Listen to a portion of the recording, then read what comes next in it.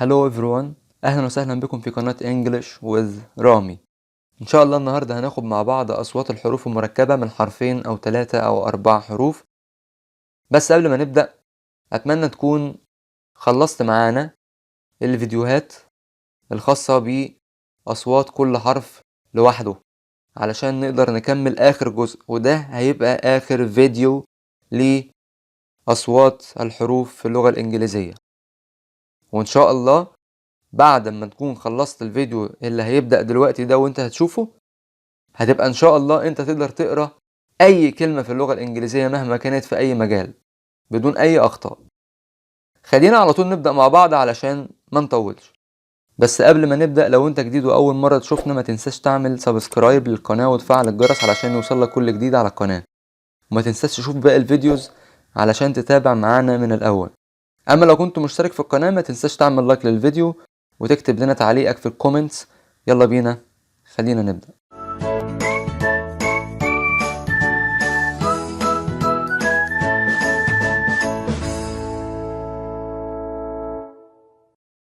اهلا وسهلا بكم مرة تانية.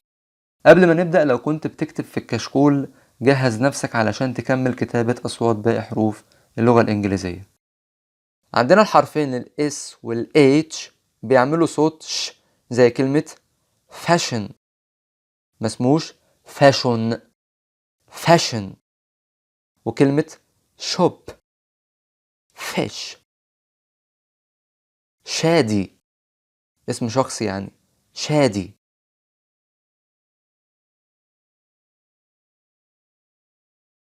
نيجي للحرفين ال C وال H بيعملوا صوت ش، بس خد بالك تنطق الت خفيفة زي كلمة rich match cheese child.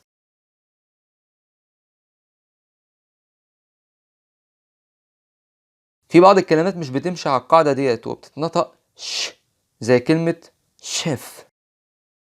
ما قلتش تشيف، بقول شيف. برضو نلاقي الحرفين دول بيتنطقوا في بعض الكلمات بصوت ك، كاف يعني، زي كلمة headache chemistry character.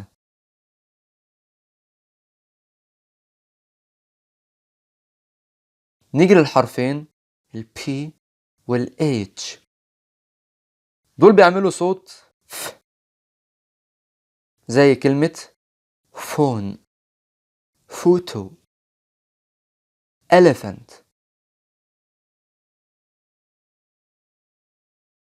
نيجي للحرفين ال T وال H دول بيعملوا صوتين، في صوت بيتنطقوا فيه ث ولكن مش سين، فلو سمحتم ننطقوا زي كلمة ثعبان في اللغة العربية.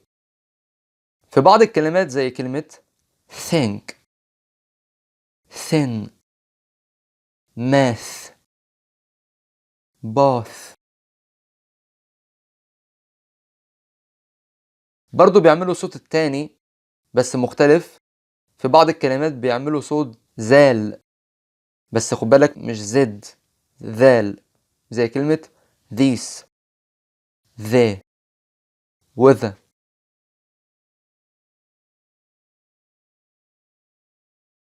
معلومة كده على السريع، مفيش قاعدة موجودة بتحدد امتى انطق الحرفين دولت ث او ذال، ولكن علشان تعرف تقدر مفيش غير حل واحد انك تشوفها في الترانسكريبشن في القواميس. نيجي للحرفين W وال H دول بيعملوا صوت و زي كلمة white when what where.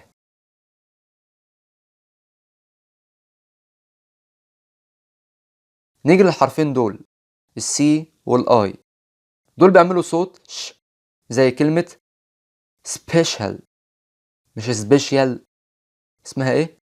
special. ودي اسمها official مش official، official. وعندنا كلمة اسمها delicious.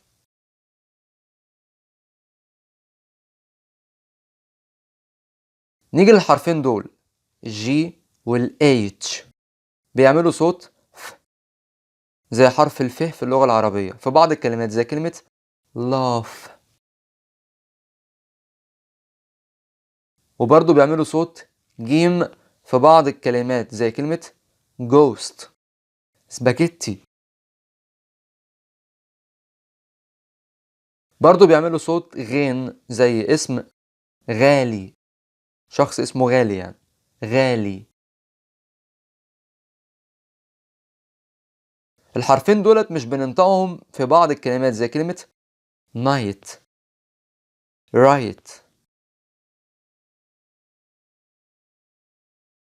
نيجي للحرفين دول بقى التي واليو بيعملوا صوت تش في بعض الكلمات زي كلمة nature nature. كده احنا خلصنا أصوات الحروف المركبة من حرفين مع بعض. نيجي ندخل بقى في الحروف التلاتة مع بعض.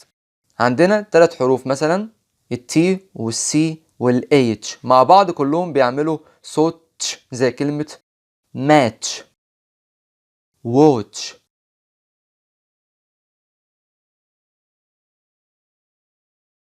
نيجي لل4 حروف دول بقى مع بعض التي والاي والاو والان دول بيعملوا صوت شن زي كلمة station animation.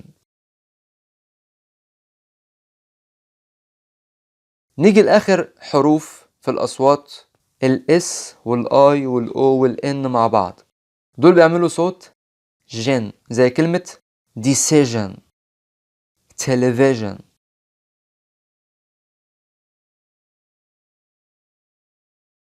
وبكده نكون خلصنا والحمد لله كل الأصوات لحروف اللغة الإنجليزية الفردية والحروف المركبة من حرفين مع بعض أو 3 أو 4 حروف. حابب أوضح لكم حاجة مهمة بسبب الدرس ده والدروس الخاصة برضو اللي فاتت بالأصوات لحروف اللغة الإنجليزية. حضراتكم لو بنعمة ربنا استفدتم من كل الفيديوهات الخاصة بأصوات حروف اللغة الإنجليزية إن شاء الله ده هيساعد حضرتك في كذا حاجة. إيه مثلا؟ حضرتك هتقدر تقرأ أي كلمة في اللغة الإنجليزية في أي كتاب وأي مجال. هتقدر تحفظ بسهولة. هتقدر تكتب بدون غلط لأنك عارف صوت الحروف فبالتالي مش هتكتب أي حاجة غلط سواء حضرتك كنت طالب أو حضرتك موظف وشغلك في الإنجليش بتحتاج كتابة. ففي كل الأحوال لو استفدت من الفيديوهات اللي فاتت لغاية هذا الفيديو إن شاء الله هتقدر تكتب بدون أي غلطات وتقرأ بدون أي غلطات وتتكلم بدون أي غلط. لأنك لما تيجي تتكلم مع أي حد هتتكلم معه وهو فاهمك. يعني مثلا هيبان منك مثلا أنت تقصد مثلا كلمة but ولا put. يعني حرف البي بيتنطق ب وحرف البي بيتنطق ب بس بيطلع معاها هوا. فلو ما طلعتش الهوا ده مثلا اللي قدامك مش هيفهم انت تقصد انهي حاجة. فاتمنى اكون وصلت لحضراتكم ووضحت ليكم كل الأصوات الخاصة في اللغة الإنجليزية للحروف كلها. شكرا لكم على متابعتكم واستنوا إن شاء الله في الحلقات القادمة حاجات جديدة. ولو نفسك في حاجة معينة حابب إن احنا ندرسها مع بعض أو نبدأ فيها ياريت تكتب لنا في الكومنت حضرتك نفسك تتعلم في إيه أو ندرس مع بعض إيه. شكرا لكم.